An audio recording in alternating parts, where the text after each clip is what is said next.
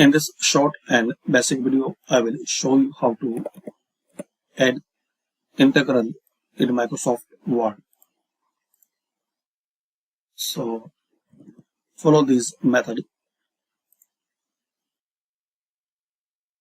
Insert and equation.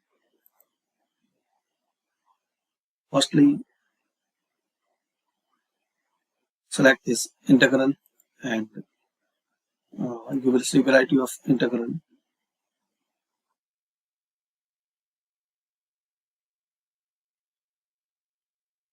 Select which you need here, like with limits. Type here to 1 and here you have to select any function like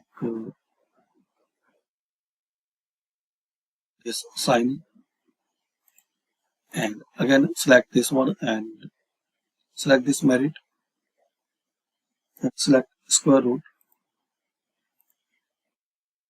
Now type X and press Shift plus 6. Type caret 6, Shift plus 6 and type any number. So this is the caret symbol.